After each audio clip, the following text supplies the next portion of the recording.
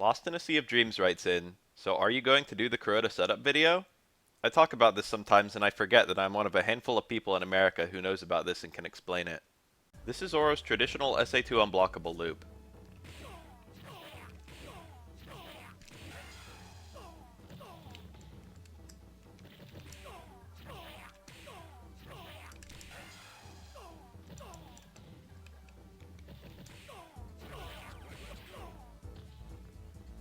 The leading combo and the version of super are chosen to make the super hit exactly once. This is a core part of the setup, as you need as many hits of the super as possible to actually get an unblockable you can combo out of.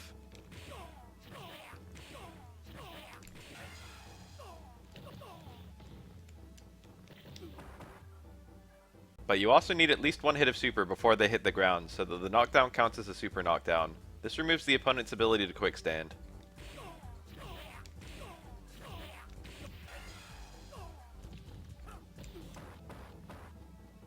In order to get exactly one hit of super, you have to get the opponent to a juggle state of 5. This is easy from his chicken scratch loop, but Oro also has 2 universal safe confirms that get him to that number.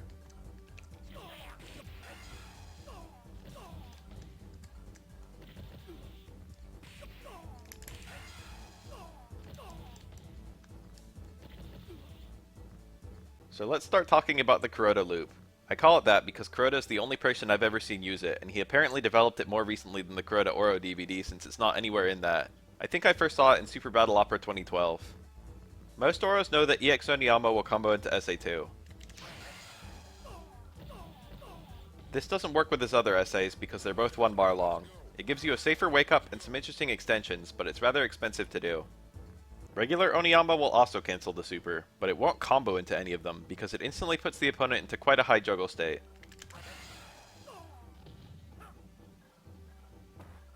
Because of this, ending chicken combo with uppercut will not allow you to prevent a quick stand.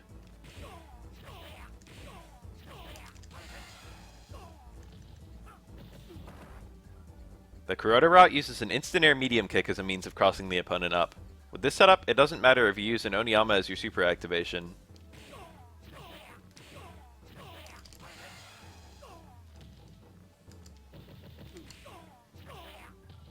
Because if the opponent does quick stand, then Oro simply reacts and does the jump medium kick earlier.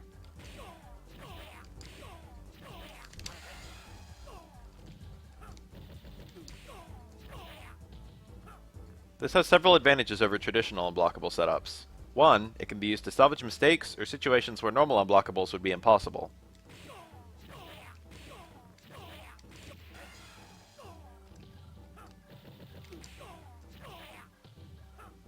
2, it doesn't require the full chicken combo, so it can be used with dramatically worse screen positions. Remember, Oro's unblockable loop is mid-screen only.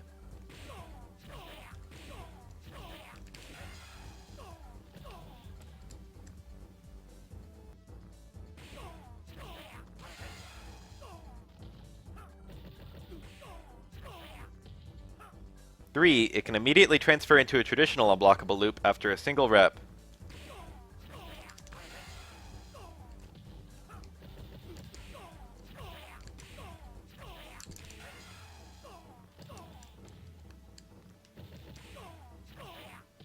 Four, it works on all characters, including Twins and Hugo, where traditional unblockable loops are difficult or impossible.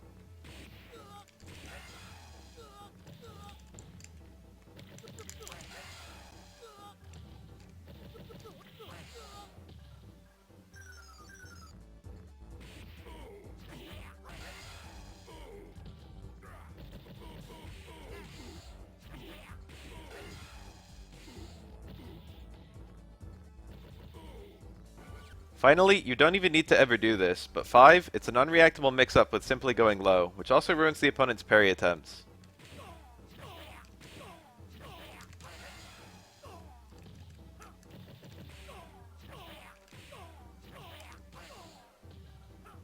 The most significant downside to Kuroda loops is they build less super meter than traditional loops. Compare my remaining meter after spending 2 supers.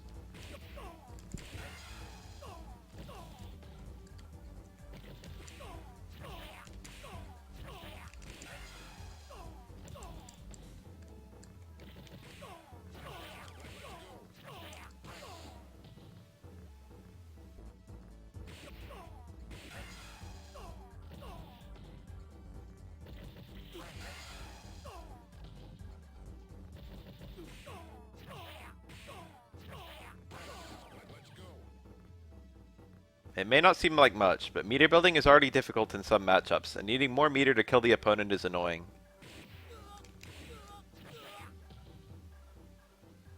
Also, I find that the Kuroda setup is a lot more inconsistent than traditional setups, not only because you need to react between multiple scenarios, but also because the opponent will recoil differently depending on when you hit your jump medium kick relative to the super's hits.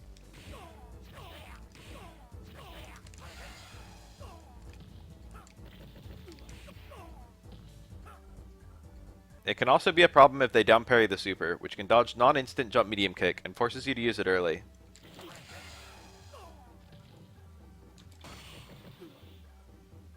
While parrying the early jump medium kick will kill your forward jump momentum.